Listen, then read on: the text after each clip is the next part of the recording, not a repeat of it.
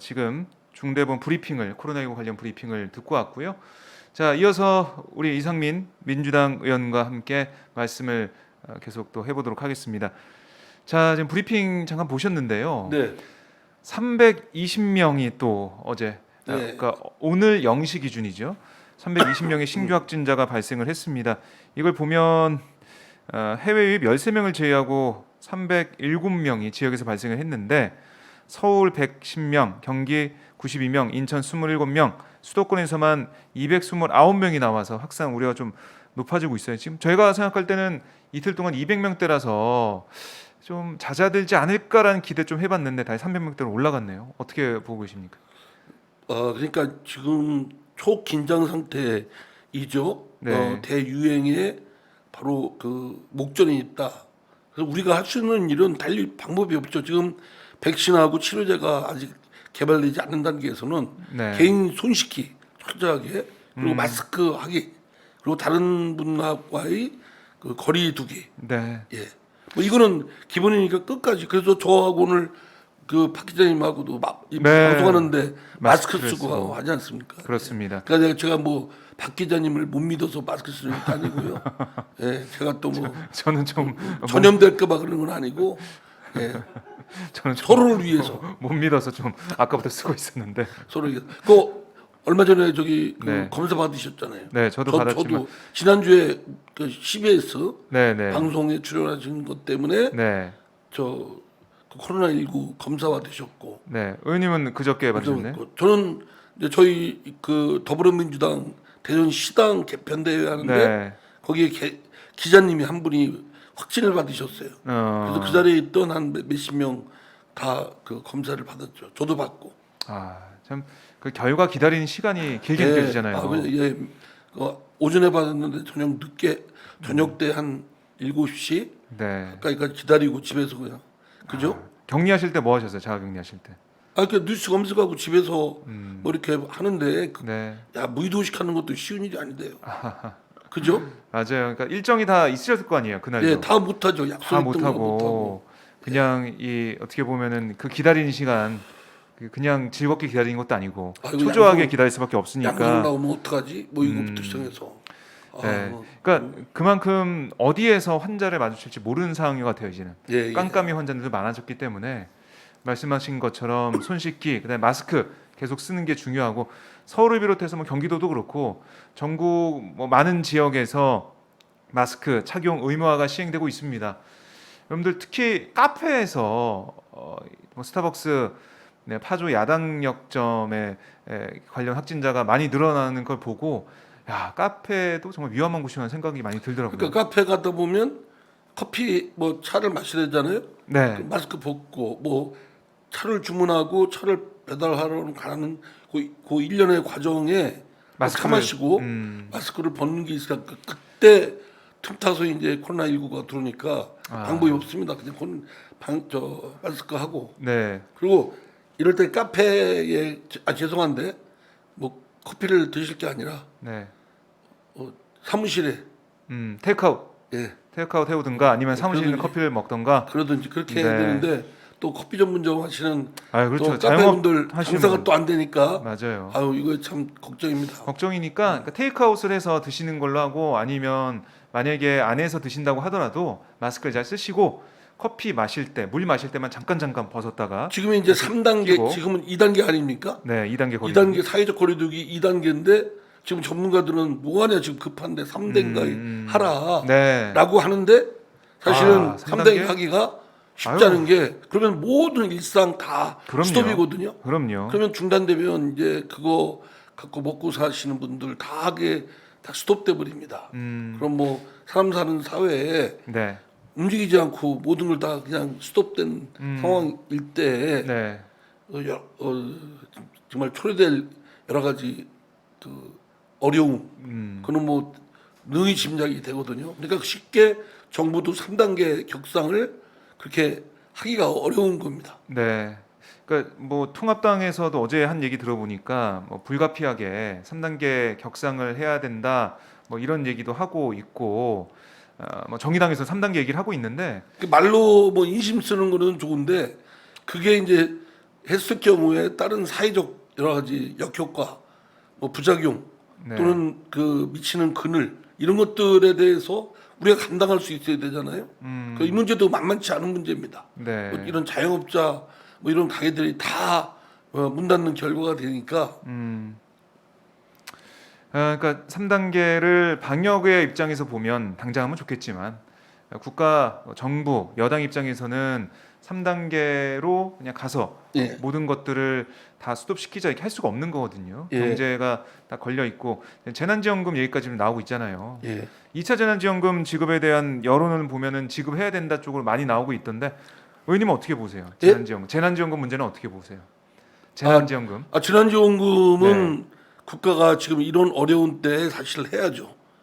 해야 되고 지난번 저는 사실은 선별적 지원을 해야 된다는 입장입니다. 그런데 네. 지난번 그걸 재난지원금을 한번 1차 해봤지 보셨죠? 않습니까? 예. 전 국민한테 네. 그때 상황을 제가 직접 본 입장에서는 선별적 재원한 지원금은 네. 말하기는 쉬워도 실제 집행하기는 어렵다. 오히려 그로 인한 갈등, 네. 여러 가지 뭐 이런 초래될 것이 크기 때문에 물론 이제 국가의 재정적 부담이 되는 건 틀림없지만 네. 어쨌든 나중에 뭐 세금으로 환수하든 어떻게 하든 네. 일단 일률적으로 재난지원금을 하는 것이 네. 사회적 갈등을 파생시키는 걸 예방할 수가 있다. 그러니까 재난지원금을 이번에 선별적으로 주게 된다면 이게 또 사회적 갈등이 될 수 있다 이렇게 보시는 거예요? 예, 예. 아니 그때 제가 재난지원금 1차를 지급할 때 상황 보니까요. 네. 아유, 뭐 어려운 분들 너나 할 거 없이 네. 만약에 이제 소득 분이 한 뭐 40%, 50% 또는 70%까지 지급하겠다. 그러면 지급하지 않는 경계선상에 놓인 분들 있잖아요. 맞아요. 애매한. 그분들은 예 굉장히 이제 반발하고 그럴 것 같아요. 그런 그러니까 것들. 그 반발로 인한 사회적 비용 등을 고려할 때 선별적 그 지원은 말은 쉬워도 네. 쉽지 않다. 만약 박 기자님은 받을 수 있고 네. 의원님은 못 받고. 못 받고 이러면 네. 불쾌하죠. 그죠? 같이 못 받으면 뭐라도. 의원님 뭐 사실 받아도 뭐 다 기부하시고 그러시니까 저는 안 받았어요. 안 받으셨죠? 근데 받을 걸 하는 생각도 들어요. 받을 거라는 생각. 왜냐면 거의 다 받았잖아요. 그럼요. 이게 네. 동네 상권 살릴 수 있는 그런 하나의 방법이 됐고 물론 뭐 윤희숙 통합당 의원은 어제 그런 얘기 하더라고요. 아니 이게 소고기 사고, 한우 사고, 안경점 거기 돈 쓰는 것보다 이거 어려운 사람들도 지원하는 게 구제해 주는 게 좋지 않냐 이런 얘기 하더라고요. 구제 개념으로 보더라고요. 어쨌든 지금 워낙 사정이 어려우니까 재난지원금을 지급하되 다만 이제 재정적 사정 때문에 네. 일부의 국민에게만 지급을 한다라는 논리도 저는 있을 수 있다고 보지만 네. 지난번 1차 지원금 할 때 상황을 보면 그건 쉽지 않을 것 같습니다. 우리가 해봤으니까. 예. 그러니까 그리고 예. 그래서 그냥 전 국민에게 다 지급하고 예. 그리고 뭐 세금으로 부자들 소득이 좀 있는 분들은 네. 세금으로 환수를 한다든가 이렇게 하면 가능할 좋을 것 같아요. 네. 그러니까 뭐 그거 가지고 당에서 뭐 정치권에서 얘기는 좀 하고 있어요. 어떻게. 얘기해야죠. 예. 그러니까 얘기하지 말라고 그러던데 자기가 뭔데 얘기하지 말라고 그래요. 얘기하면서 거기서 우리 국민들이 또 판단하게 되고 여론이 형성되고 거기에 대한 여야의 또 판단이 있게 그러니까 되겠죠. 그게 공론화 과정이고 네. 민주정당에서 있을 얘기인데 그 얘기하면 혼란스러우니까 얘기하지 마라라고 하는 건 네. 그런 좀 적절한 방법은 아니다. 거의 많이 정치권에서 논의하고 결론을 내면 될 거 아니겠습니까? 네, 논의의 과정에 있는 거고 예. 활발한 논의를 통해서 최선의 방안을 찾는 게 필요하다고 보고요. 의원님 피곤해 보인다는 댓글이 있던데 좀 예, 피곤하세요? 피곤할 뿐만 아니라 뭐 예. 이런 그만할 때가 된 듯 감각이 없어 보인다고 네. 뭐 이런 분들 절대 안 그렇고요. 피곤하긴 피곤합니다. 제가 지금 새벽녘부터 차 타고 와가지고 네, 사실은 출연하기 위해서 비몽사몽도 좀 있고 오면서 좀 졸아야 되는데 그리고 또 뭐 이상민은 외교부 직원 성추행을 국가가 사과하라고 뉴질랜드 사과라. 이거는요. 네네. 한번 이제 내용을 보시면 아시겠지만 2년 전 2017년에 뉴질랜드 그 부대사가 같은 대사관에 근무하는 뉴질랜드 현지인을 네. 했다라는 의혹 사건입니다. 그래서 이 뉴질랜드 건이 그러다가 저희들도 몰랐었지만 네. 이게 저 얼마 전에 그 문재인 대통령하고 뉴질랜드 총리하고 통화할 때. 통화할 때 음. 느닷없이 뉴질랜드 총리가 문제 제기해서 네. 이 사람을 소환하는데 응해라. 음. 이러니까 대통령으로서 당황한 거 아니겠습니까? 네. 알고 봤더니 2017년에 일어났고 그동안 진상 조사를 해서 뭐 감봉 1개월 징계까지 받은 사안입니다. 네. 그러면 그리고 또 어제 이제 강경화 장관이 최근 며칠 전에 뭐 문재인 대통령 불편하게 들어서 죄송하다. 네. 또 국민께 송구하다. 네. 뭐 이렇게 했는데 제 얘기는 그러면 뉴질랜드 정부나 또 피해자에게 그 공개적으로 사과하는 면 어떠냐라고 저는 그런 뜻으로 권유를 했고 네. 또 강경화 장관은 외교부 장관으로서 쉽게 상대국에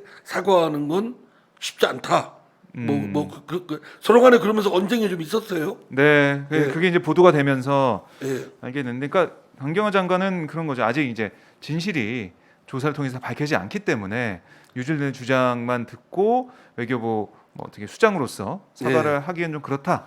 예, 이런 그런 취지 이제 같은데. 취지죠. 네. 예, 진상이 아직 밝혀지지 네, 않은. 네, 그럼 네. 2년 동안 저는 뭐 했냐는 겁니다. 외교부가 보통 제 식구 감싸기, 이 폐쇄적 관료주의, 뭐 엘리트주의, 뭐 이런 등등이 외교부가 많이 비판받아 왔던 것이고, 네. 특히 외국의 교민들로부터 그 외교부 공직자들이 비판을 받아 왔는데 이번 사건의 경우도 결국은 드러난 어떤 환부를 그걸 고치기 도려내기는커녕 오히려 시시하고 2년여를 끌었다가 대통령과의 전화 사이에서 국제적 망신을 당한 거 아니냐. 뭐 이런 그런 취지에서. 취지인데 네. 뭐 그거는 뭐 생각하기에 따라 다른 거고 여기에 뭐 꼰대였음을 뭐 어제 저의 모습이 꼰대였다고 그렇게 비춰줬는데 이거는 뭐 하여튼 저도 반성을 좀 하겠습니다. 네. 그러나 이제 논쟁을 한 것이고 그거에 대해서 국민들께서 보시고 이제 또 네. 판단하시는 거죠. 네, 알겠습니다. 어제 그 외교부 장관과의 이 질의응답 과정에서 있었던 상황에 대해서 좀 말씀을 해 주셨고요. 네, 의원님 마스크 잘 써 주시고요. 예, 예. 마스크가 좀 작은 건 아니겠죠? 사이즈가 작습니다. 예, 좀 작아 보이긴 한데 잘 써 주시고요. 네. 자, 됐습니다. 아무래도 마스크 쓰니까 좀 불편하시죠? 말씀하기가. 예, 이게 답답하고 계속 거울 보시면서 그냥 네. 그죠? 자, 네, 네. 거울 안 보셔도 됩니다. 뭐, 근데 꼰대 같지는 않은데 제가 아무리 봐도 어제 언성 높이고 뭐 그런 것 때문에 그런 것 같아요. 언쟁 높이고 막 그랬는데요. 네. 뭐 거기에 대해서는 반성한다고 하셨으니까, 아니 뭐 네, 반성하는 게 아니라 깊이 성찰하겠다. 성찰하겠다. 알겠습니다. 자, 저도 함부로 사고 안 할 거예요.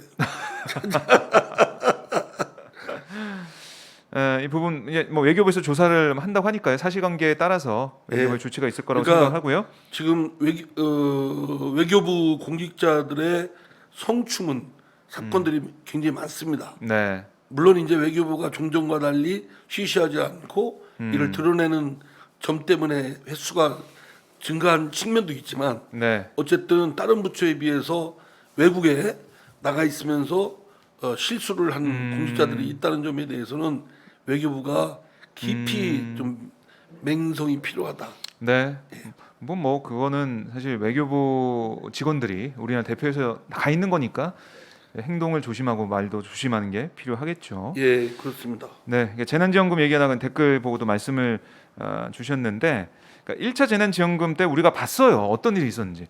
그때도 정부에서는 하위 50% 얘기했었고 70% 얘기했다가 결국에는 전 국민까지 가게 됐는데 그 논의 과정을 쭉 봤습니다.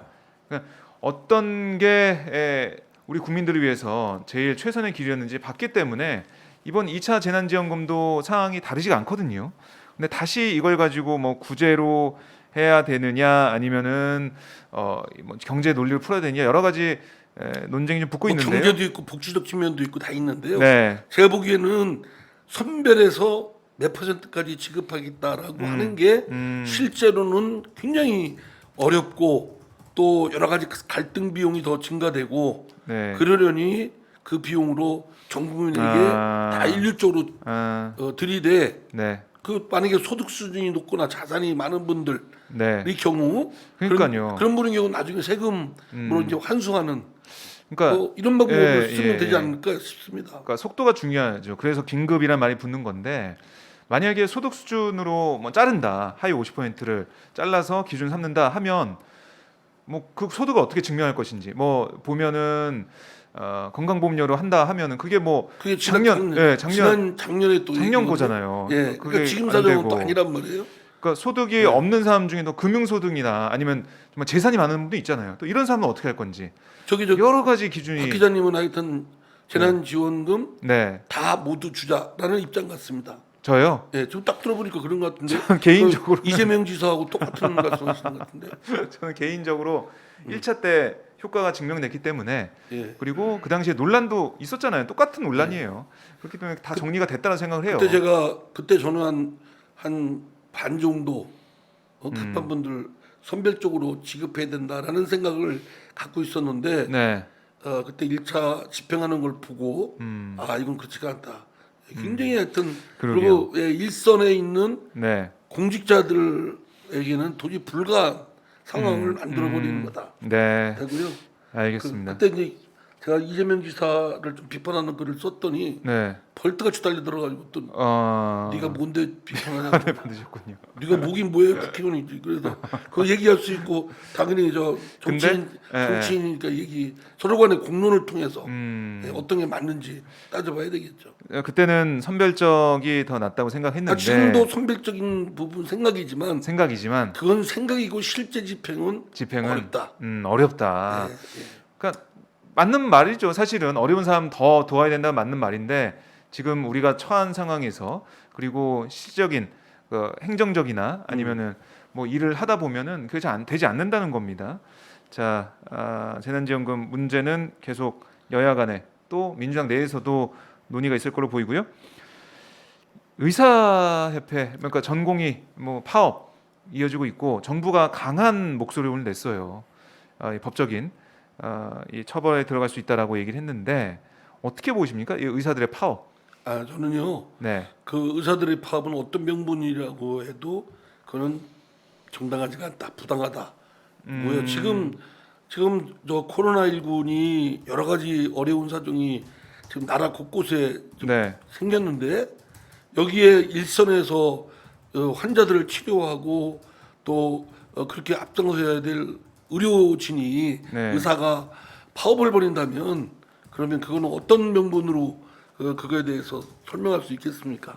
결국은 뭐 의대 정원 학생들을 뭐 1년에 400명씩 10년에 4,000명 아닙니까? 네. 그게 뭐 저깁니까? 지금 보니까 뭐 연봉 5억씩 받는 의사도 있고 그 이상 지방에서. 받는 의사는 물론이고 그러면 안 되죠. 네? 그러면 대전에 있는 의사분들 좀 만나보셨어요? 제 친구들 중에 의사 있죠. 근데 이제 뭐라고 하죠? 괜히 만나면 씩씩거립니다. 정부 정책에 대해서. 좀 토론 좀 하시겠네요. 만나면. 뭐 토론을 해봤자 또 여기 또 여기 지금 댓글에 나오듯이 꼰대 같은 얘기 한다고 또 뭐라 하니까 그냥 정치인은 무조건 두들겨 맞아도 그냥 웃을 수밖에 없어요. 근데 하여간 그 의사들 친구들을 얘기를 들어보면 정부 정책을 엄청 비판해요. 근데 정부 정책을 비판하는 건 좋은데 왜 파업을 벌여서 의사가 현장을 떠나냐 이거죠. 그러면 안 된다는 거죠. 다른 말은 그냥 목줄을 쥐고 그렇게 야비하게 보이는 거 아닙니까? 사람의 목줄, 그러니까 생명이 걸려 있는 상황인데, 그럼요. 생명을 다루는, 생명을 살리는 그런 직업이 의사인데 의사가 파업한다는 것 자체, 또 특히 지금 어려운 상황에서 그런 것 자체가 받아들이기 힘들다 이런 말씀이시네요. 네. 아니 뭐 박 기자님은 의사들 파업에 대해서 뭐 동조하는 생각을 갖고 계십니까? 아니요, 저도 부정적인 생각을 좀 갖고 있는데 지금 참 상황도 좋지 않고, 그러니까 지방의 의료 인력이 부족하다는 건 통계적으로 드러나잖아요. 근데 거기에 대한 정부의 대책, 여기에 대해서 왜 이거를 반대하는지 잘 설득이 안 되는 것 같아요. 그러니까요. 이제 의사가 많으면 이제 이제 말하자면 자기들 몫이 줄어든다 이렇게 그러니까 생각하는데 그렇게 생각하는 예. 수밖에 없는 것 아니 같고. 그걸 그렇게 생각할 목 때문에 뭐 의사의 네. 수를 어떻게 한다라고 하면 안 돼. 지금 현실적으로 의사가 없는 과도 있고 많죠. 네. 무슨 뭐 흉부과, 뭐 가슴 저기 하는 또는 뭐 하여튼 등등 감염내과도 사실은 몇몇 큰 병원들 말고는 없답니다. 네. 그럼 코로나19 누가 그러면 치료하고 연구하고 그러나요? 그런 인력들을 만들어서, 그러니까 지금 코로나19 상황을 보면 이게 하루아침에 끝나지 않을 수도 있고요. 또 감염병이라는 게 또 다른 감염병이 나올 수가 있는데, 우리가 경험했습니다. 이번에 지방 의료 인력이 부족하고 또 의료 공간도 부족하고 다 부족해서 우리 대구 때 신천지 사태 때는 많이 도왔잖아요. 전국에서. 그런 것처럼 지방 의료 시설이 또 의료 할 수 있는 사람들이 많을 수 있는 그 대책을 마련하고 해 나왔다는 건데, 이게 국민적인 지지를 의사협회가 못 받고 있기 때문에 계속 비판을 받는 거겠죠. 예. 네. 사실 국민들 눈에 비친 그 의사들의 파업 그 모습은 굉장히 욕심들 많은 사람들의 탐욕으로 비춰주고 있습니다. 돌아보시길 바랍니다. 네. 물론 뭐 의료 수가를 좀 뭐 현실화 쪽으로 가야 된다 이런 주장을 하고 있고, 여기에 대해서 맞다, 너무 낮은 거 아니냐 이렇게 얘기하는 부분도 있겠지만, 이게 저는 그런 것 같아요. 변호사 맨 처음에 로스쿨 생겨서 변호사 늘어난다고 했을 때 기존의 법조인들 많이 반대를 했죠. 그 반대했는데 지금 한번 보십시오. 저는 서비스 받을 수 있는 기회가 더 늘어난 것 같아요. 법률 서비스를. 그리고 물론 변호사의 대우나 그런 것들이 조금 꺾였을 수는 있겠지만, 국민들을 위해서 보면 서비스 제공하는 그 폭이 넓어졌거든요. 여기 뉴스 럼럽 네. 분은 다음 민주당 그 지도부는 누가 됐으면 좋겠냐고 물으시네요. 박 기자님 말씀해 보시죠. 네? 저한테 질문하십니까? 저는 세 사람 중에 한 명이 대표가 될 거라고 생각합니다. 이낙연, 김부겸, 박주민 중에 생각을 하는데, 자 그러면 당 얘기로 잠깐 넘어가 보죠. 예. 온라인으로 전당대회 스케줄이 진행되고 있는데요. 세 사람 중에 누가 됐으면 좋겠습니까, 의원님? 상당히 좀 곤란한 질문. 이거 곤란하시죠?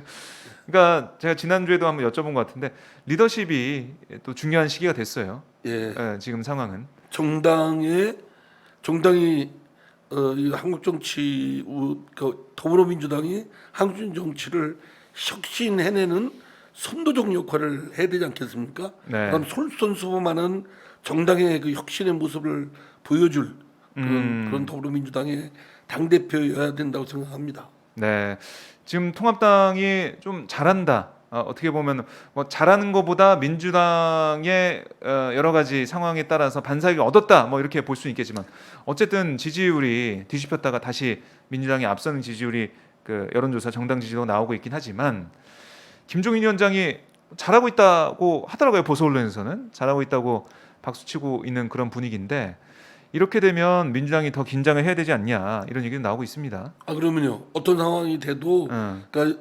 더불어민주당은 제1당이고 네. 또 압도적으로 국회에 진출하게 한 당 아닙니까? 네. 또 지방 권력도 단체장과 지방 의원들도 다 더불어민주당 일색이고, 그러니까 대통령뿐만 아니라 국회의원, 네. 그리고 지방의 시도지사나 또는 시군수 구청장, 다음에 지방 의회 의원들 네. 거의 이제 더불어민주당으로 덮여 있습니다. 그렇다면 그 해야 될 유능함, 네. 또는 기본적으로 겸손해야 될 좀 그리고 연대하고 또 겸손하고 네. 유능하고 뭐 이런 것들을 국민들한테 드려야 되는데, 사실은 이제 그런 점에서는 미흡한 게 좀 많죠. 그러니까 그런 점에서 하여튼 더불어민주당이 더 각성하고 네. 해야 될 것 같습니다. 일신하는 모습을 뭐 보이는 계기가 되겠죠. 전당대회를 통해서 새로운 지도부가 선출이 되면. 당연히 그렇게 해야 되고요. 예. 그러니까 새로운 지도부가 선출된다고 해서 국민들의 요구하는 그런 목소리는 달라지지 않을 것 같아요. 네. 특히 그렇습니다. 예. 코로나19 때문에 검찰 개혁이 묻혔다. 검찰 개혁에 대한 관심이 떨어져서 이러다가 공수처 설치도 물 건너가는 거 아니야? 이런 얘기까지 나오고 있더라고요. 저는. 그러니까 지금 공수처도 공수처장 추천위원회 자체를 구성을 못 하고 있지 아직도 않습니까? 못 하고 있어요. 예. 저는 통합당에서 그 추천위원은 추천을 아예 할 줄 알았는데 안 했네요. 헌법재판소에서 공수처 제도가 위헌이다. 그러니까요. 결론이 안 났기 때문에 그것만 기다리고 있어요 예. 지금. 그럼 헌법재판소도 빨리 결론 냈으면 좋겠어요. 그럼 위헌인지 아닌지는 금방 할 수 있지 않습니까? 그것도 오래 걸리고, 그러니까 시간을 계속 끄는 듯한 모습도 예. 보이는 것 같고요. 그러니까 이제 법조인들이 좀 이런저런 눈치 보고 네. 하지 말고 저 소신껏 해서 빨리빨리 결론을 냈으면 좋겠어요. 음. 그래야 위헌이 아니다는 결정이 나야 이제 미래통합당 의원들도 네. 할 수 없이 이제 부득이 움직일 수밖에 없겠죠. 음. 근데 지금 헌법재판소 결정을 이유로 미루는 거는 네. 진짜 비겁한 짓이죠. 왜 비겁하다고 보세요? 아니 헌법재판소 결정하고 저기 추천위원회 추천하고 뭐가 다릅니까? 헌법재판소 결정은 결정대로 네. 기다렸다가 그 결과에 따르면 되고 공수처장 절차대로, 추천위원회 절차대로 가면 구성을 되고. 법에 의해서 7월달에 저 출범하게 돼 있었는데 뭐 7월달에 출범은 그냥 8월달 지나고 네. 9월달 지금 되면 잘못하면 유야무야 될 가능성이 있거든요. 그러니까요. 그러면 그죠? 네. 그러니까 그 당시 패스트트랙에 올리는 그 상황, 공수처 관련 그리고 검경 수사권 이 법안을 올릴 때 그때 방망이를 두들기시면서 한획을 그으셨는데. 그러니까 저는 지금 만약에 기다리다가 네. 도저히 안 되면 다시 이 법을 개정해서라도 공수처 추천위원회 지금 야당 의원 2명 추천이 안 되면 구성 자체가 안 되는 이 구조적 네. 약점이 있지 않습니까? 이거를 고쳐야 되겠죠. 그러니까 지난번에 김진애 열린민주당 의원이 나와서 그러더라고요. 아니 7명 중에 6명이 찬성해서 후보를 2명 추천하는 뭐 이런 게 어딨냐. 7명이 6명은 너무했다. 뭐 이런 취지에 그건 바꿔야 된다 야당이 얘기하더라고요. 하도 공수처가 야당을 잡는 전위부대가 될 것이다. 뭐 이런 비판이 있었기 때문에 야당의 비토권을 비토가를 하면 공수처장을 임명할 수 없도록 네. 그렇게 야당의 절대적인 비토권을 보장해 준 겁니다. 그런데도 예. 그거를 안 한다고 하면 에휴 정말 욕 나와. 저급한 욕을 할 수도 욕은 없고. 참아주시고요. 욕은 참아주시고요. 아니 이런 질문도 있네요. 보시겠지만은 공수처가 헌재 갈 일인가 그런 특별수사나 특검도 위헌이겠네 이런 말씀도 하고 계십니다. 그러니까 그러기에 하는 말씀입니다. 네. 그러니까 이게 그 법률이 없고 없는 뭐 그런 조직이고 이렇기 때문에 이게 위법이다, 위헌이다 이렇게 하는 것 같은데 뭐 특검도 없잖아요. 헌법에는요. 사실. 네. 검사라는 제도밖에 없습니다. 검사. 그렇죠. 그러니까 이게 공수처도 검사입니다. 그렇죠, 사실은. 그럼 법률로 만든 검사입니다. 네. 그거를 지금 흔히 말하는 검찰과 공수처가 권한을 나눠 갖는 거죠. 네.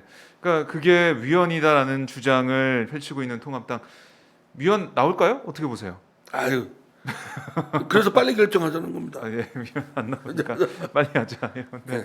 그리고 그저 헌법재판소 재판관들 네. 뭐 하시는 겁니까? 그거에 집중해서 빨리 그걸 정리를 해줘야 네. 더 이상의 군소리가 없고 전국이 좀 안정되는데 도움이 되지 않겠습니까?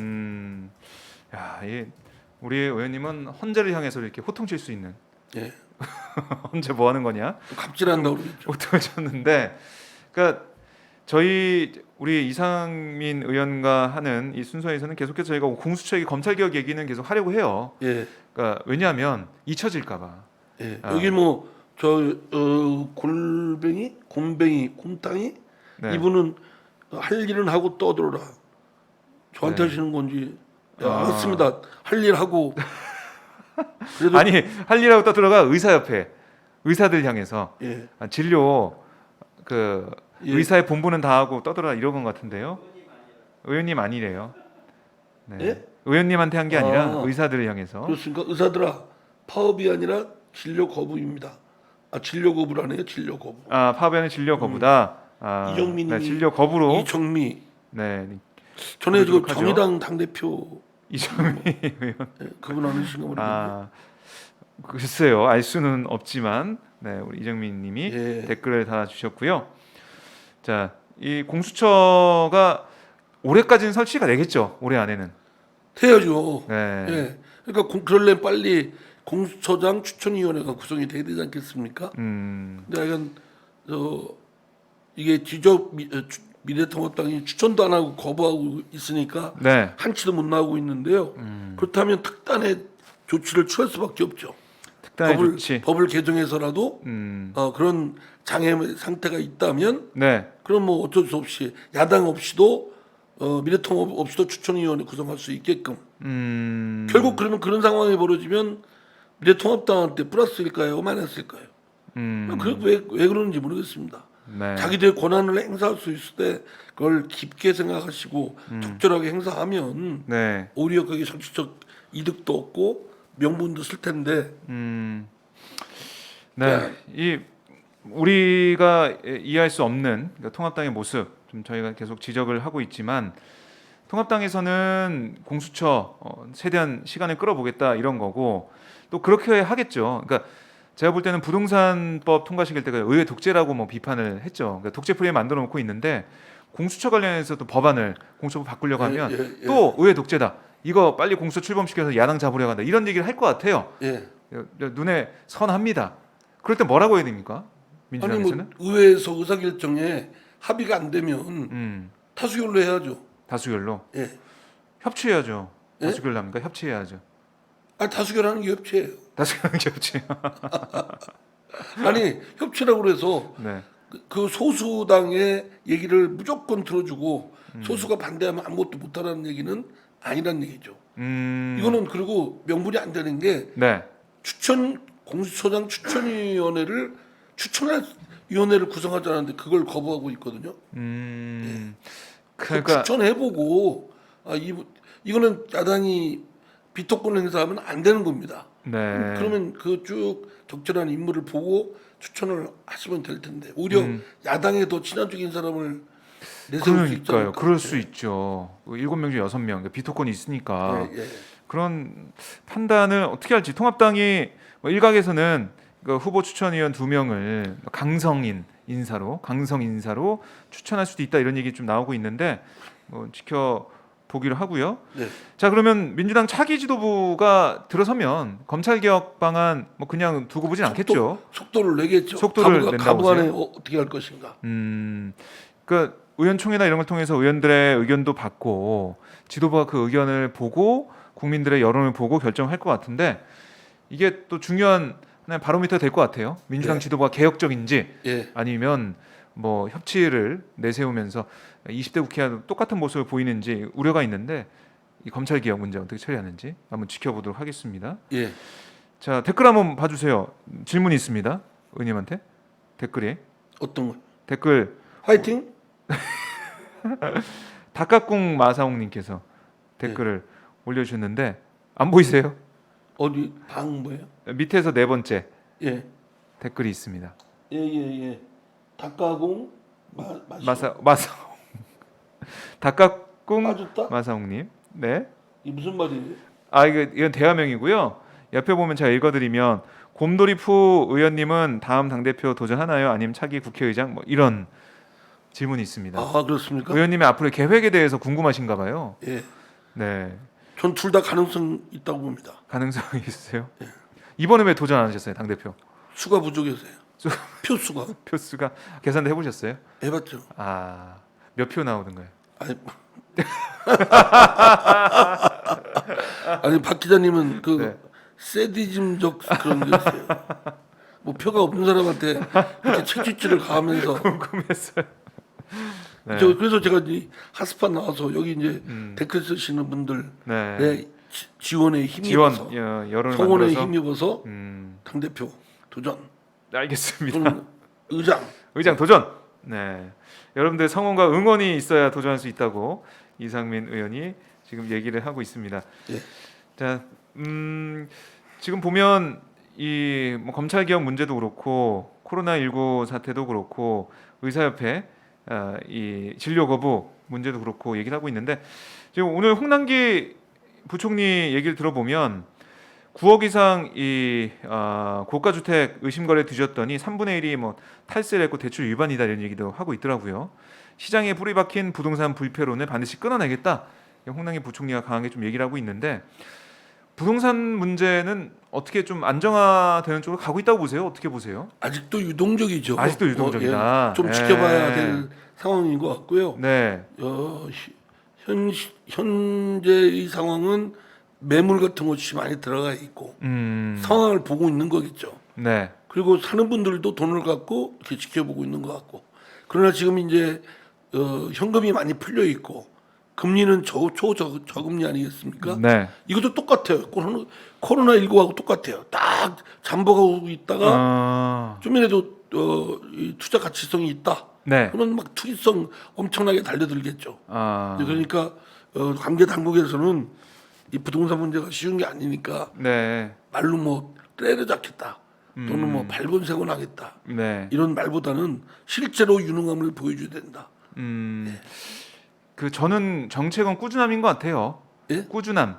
꾸준함을 보여주면서 신뢰를 주는 게 그렇습니다. 중요한 것 같고. 입장이 왔다 갔다 하면 안 되고 네. 처음에 한 거 부족하더라도 그대로 유지해 주는 거. 그게 숨이 일관, 처음과 끝이 일관되고 네. 겉과 속이 같고 그래야 신뢰가 생기거든요. 그냥 그런 면에서 정부의 부동산 정책은 꾸준하게는 해야죠. 왔던 것 같아요. 예. 네, 지금 왔고. 만약에 왔다 갔다 하면 다 무너져 버립니다. 뭐가 무너지냐면 신뢰가 무너져 버립니다. 이미 지금 부동산 시장에 대한 신뢰, 정부 정책의 신뢰가 많이 좀 무너져 있는 상황이거든요. 아, 그런 면이 있었죠. 여기서 그죠? 제일 큰 문제가 지금 불신이고 신뢰가 무너져 있는 부분이기 때문에 네. 이거를 어떻게 두텁게 세워놓느냐라는 건 일관성, 일관성. 또 유능한 유게 설명하는 그런 네. 소통성 네네. 뭐 이런 것들이 갖춰져야 되겠죠. 그러니까 좀 홍남기 예. 저 부총리께서는 네. 좀 국민들께 좀 소상히 또는 그 투기 세력들 좀 직접 만나서 네. 다 보면 알거든요. 그리고 좀 만나서 설득하고 좀 하세요. 예, 텔레비전 만나서 그렇게 막 네. 이렇게 무슨 하지 말고. 네. 그런 노력을 하고 있는 것 같고. 그러니까 일관성 말씀하셨는데 신뢰. 지금 코로나19 상황 잠깐 돌아가 보면 국민들이 정부의 그런 방역 대책이나 방역하는 모습 여기에 대해서는 신뢰 좀 보내고 있는 것 같아요. 어떻게 좀 보고 계십니까? 제가 여당이니까 신뢰 보낸다고 해야 마땅하지만 네. 완전히 뭐 100% 신뢰 보내는 건 아닌 것 같고요. 많이 흐트러져 있는 건 사실입니다. 뭐 하여튼 20번 이상의 정책을 계속 뭐 하여튼 수정 보완하는 식으로 왔으니까 네. 이제는 정책에 대해서 내놓을 때는 완결성을 갖고 내놓고 실행할 때는 그것을 원칙적으로 고치지 말고 끝까지 간다. 이것이 필요하다고 생각됩니다. 네. 그리고 정책이라는 게 또 A를 하다 보면 이런 문제점이 있고 네. B를 하다 보면 저런 문제점이 있고 다 문제가 있는 겁니다. 뭐 완벽한 저희가 있나요? 그러나 어느 정도 가능성과 확신이 들면 그 정책을 일관되게 집행해야죠. 이제 코로나19 얘기를 좀 하려고 했는데 다시 또 부동산으로 넘어가신 것 같은데 코로나19 뭐예요? 네, 코로나19도 코로나19 방역도 신뢰를 받고 일관성 있게 진행을 해야 된다 이런 말씀을 드렸는데 물론 공직자분들 또 의료진들 굉장히 최선을 다하고 있는데요. 네. 결국 이거는 뭐 의료진이나 공직자분들만 해서 되는 게 아니고 국민 개개인이 자기 손 씻기, 다음에 마스크 쓰기, 네. 그리고 거리를 두는 그런 행동, 여러 가지 모임이나 이런 것들은 가급적 다음으로 미루는 거 네. 이런 노력을 같이 해야 성과를 이뤄낼 수 있다 생각합니다. 그럼 통합당이 주장하고 있는 정부가 대응을 방역을 잘 못해서 이렇게 확진자가 늘어나고 있다 이런 주장을 좀 어떻게 보고 계십니까? 뭐 그렇게 정부가 못해서 방역을 못해서 엉망진창 된 걸 원하십니까? 그건 아니잖아요. 네. 정부가 잘하길 바라야 되는 거 아닙니까? 그러면 잘하도록 도와줄 때지. 네. 지금은 막 끌어내리고 상처 주고 또 문재인 정부가 잘 안 되는 것만 부각을 시키고 이런 거는 국민들한테 정말 위해를 주는 거다. 그러지 말기를 강력히 촉구합니다. 네. 싸움하지 맙시다. 싸움하지 마라. 네. 저도 어제 싸웠지만. 네. 저는 근데 싸우지 우리 마세요. 여당하고 장관하고 싸웠으니까 이런 네, 것도 괜찮고 예. 여야 간에. 아까 뭐 성찰하신다고 하셨고, 자, 아니 오늘 마스크 쓰고 하셔서 그런지 굉장히 피곤해 네, 보이고. 하시네요. 아니 피곤해요. 네. 피곤해 보이는 게 아니라. 저희가 조만간 저희도 이제 아크릴판으로 해서 세울 거예요. 그래서 마스크를 벗고 방송할 수 있게 제가 준비할 테니까요. 좀 참아주시고요. 예. 그러니까 정광훈 목사나 그 뭐 주옥순 대표 비롯해서 이제 확진 판정을 받고 병원에 있으면서도 방송을 하면서 뭐 정부를 향한 비판을 좀 하고 있던데. 하여간 그분들한테 배울 만한 거는 참 집요해요. 끈질겨. 끈질기는 말도 안 건 되는 얘기인데 끈질기고 아. 아니 자기들 그런 정도 상황이면 네. 다 만사가 다 귀찮겠어요. 근데 그런 뭐 저 치료를 받는 상황인데도 코로나19에 네. 병이 걸려서 치료를 받는 상황인데도 그냥 하는 거 보면 그걸 딱하다고 해야 될지 참. 네. 참 한번 여기 핫스팟에 초대지 마세요. 나중에. 다 나은 다음에 뭐 김호준 씨는 네. 그 뉴스공장에 네, 네. 그 저 대기부대 어머니인가요? 그분을 초대했던가 이렇게 TV에서 잠깐 봤습니다. 네. 그러니까 지금 이 뭐 아까 주옥순 정강훈 목사 얘기하기도 했지만 확진자 그러니까 병원에 입원하신 분들 중에 우리 간호사분들을 의료진들을 괴롭히는 사람들이 많다 뭐 이런 보도가 계속 나오고 있더라고요. 네. 뭐 시키고 뭐 음식 타박하고 커피 마시고 싶으면 따뜻한 물 좀 뜨거운 물 좀 달라고 하는데 뜨거운 건 안 되잖아요. 거기 병실에 지금 격리돼 있는데 커피 달라고 그러고 뭐 이렇게 하기도 하고 왜 나는 그냥 탕을 먹고 싶은데 뭐 이런 게 나오냐 이런 얘기도 하고 여러 가지 얘기를 하더라고요. 거기서 참 이게 서로 지키고 서로 배려하는 게 필요한데 그게 안 되고 있다라는 얘기가 나오고 있어서 걱정합니다. 저 국가가 국민의 세금으로 하는 거 아닙니까? 네, 1인당 그죠? 진료비가 22만 원 들고요. 예. 1인당 최고 7천만 원까지 지원한다고 하더라고요. 그러니까요. 우리 아, 세금입니다. 오히려 고맙게 여기고 고맙게 생각을 해야 되는데 철이 없는 분들이 있어요. 네. 이 현장에서 애쓰고 있는 우리 간호사분들, 의료진 분들 고생 많으시고요. 의사들도 진료 거부는 아니죠, 그렇죠? 아무리 주장하고 싶은 게 있어도 예, 다시 돌아가시기 바랍니다. 네, 그 일터로 몇몇 사람이 선동하고 막 그러는데요. 그거 옳지 않은 방법입니다. 네, 알겠습니다. 자, 의원님 오늘 쭉 얘기를 현안에 대해서 말씀을 나눠봤는데 이렇게 마스크 쓰고 방송하는 게 처음이신가요? 네, 해보시니까 어떠세요? 답답해요. 오늘따라 피곤해하시고 답답해하시고 눈을 거의 감고 계셔서 아니, 그 다 보입니다. 네. 이상민 의원 화이팅 뭐 이런 거. 그런 거 안 보이고 뉴스 넘넘님이 보약이라도 보내드리고 싶어요 이런 말씀도 하고 계신데요. 네. 자, 뭐 양보배님도 보호복 입고 1시간 견디기를 시켜야 한다. 아까 그런 병상에서도 비판하는 그런 분들 향해서 이런 말씀하고 계신 것 같고요.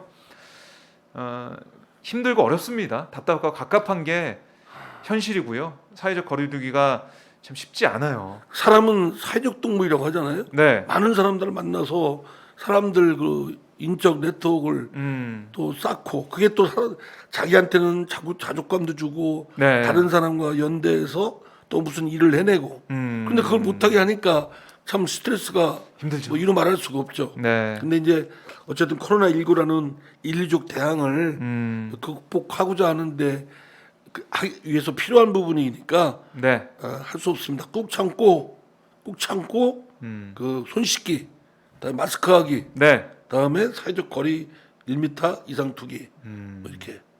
맞습니다. 힘들어도 좀 참고 견뎌야 앞으로 더 큰 힘듦과 고통을 우리가 지금 사전에 예방을 할 수가 있습니다. 여러분들 지금, 예.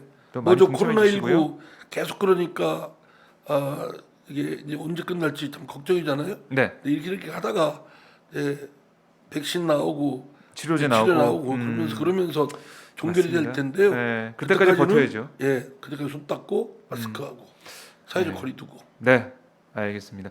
자, 코로나19 지금 오늘 확진자 오늘 0시 기준으로 320명이 발생한 상황이고 엄중한 상황인데 이런 가운데서도 우리 이상민 민주당 의원과 함께 현안에 대해서 정리를 좀 해봤습니다. 예. 의원님, 아유 참 피곤하고 그리고 마스크 쓰라고 고생하셨는데요. 다음 주에는 이제 마스크 안 쓰고 안전하게 아크릴판으로 이 비말 차단한 다음에 또 말씀을 나눠보도록 하겠습니다. 여기 네. 저기 영어로 두산 백두산님. 네. 아까 방송은 좀 못 제가 들으신 백두산 것 같아요. 관계통항 연구소 과학기술연구소 세우는 게 제 소망입니다. 백두산에. 그런데 어쨌든 이분 말씀은 사례분별 제대로 좀 하세요. 네. 사과해라 하지 마라. 일개 국회의원이 뭐라고? 일개 국회의원이 이게 아니고 국회의원은 국민의 뜻을 전달하는 거고 이것이 잘 못했다. 그러면 그 국민적 비판을 받는 건 당연하지만 네. 장관한테 그 비판하고 감시하고 뭐 이런 거를 할 역할은 국회의원으로서의 기본적인 책무입니다. 그러니까 문재인 대통령을 좋아하고 네. 강경화 장관을 좋아하더라도 국회의원은 또 다른 시각에서 얘기할 수 있는 거니까. 네. 예. 그러나 비판은 잘 네. 저도 새겨 듣겠습니다. 네. 새겨 들어 주시고요. 자, 다음 주에는 더 확 깬 모습으로 피곤하지 않은 모습으로 좀 예. 와주세요, 의원님. 예. 컨디션 조절 잘 하시고요. 알겠습니다. 오늘은 거의 눈을 잘 못 뜨셔가지고 지금 방송하기가 너무 애처로웠어요. 아, 그렇습니까? 네. 어쨌든 오늘 의원님의 메시지는 전달이 잘 됐습니다. 검찰 개혁, 우리가 코로나19 때문에 있거나 뒤로 미루거나 해서 안 된다라고 정리를 하고요. 다음 주에 의원님 다시 뵙도록 네. 하겠습니다. 그거 검찰 개혁 네. 미루게 되면 내년에도 제대로 하는 게 없을 거예요. 맞아요. 빨리빨리 저 내년 뭐 숙제는 대선 좀 지방선거 다소 부족해도 제목, 빨리 끝내야죠. 알겠습니다. 자, 이 어떻게 보면은 이상민 의원님이 그 중심에 있었기 때문에 공수처 검경수사권 법안 패스트트랙에 올릴 때 중심에 있었기 때문에 저희는 계속해서 의원님 만나게 된다면 검찰 개혁 얘기를 계속 물어볼 거예요. 네, 네, 그때마다 변하지 마시고요. 말 바꾸지 마시고요. 네, 확실한 의지를 알겠습니다. 보여주시면 보여주시길 바라겠습니다. 알겠습니다. 자, 저희는 오늘 방송 이것서 마무리하고 다음 주에 뵙도록 하겠습니다, 의원님. 고생하셨습니다. 네, 반갑습니다. 네.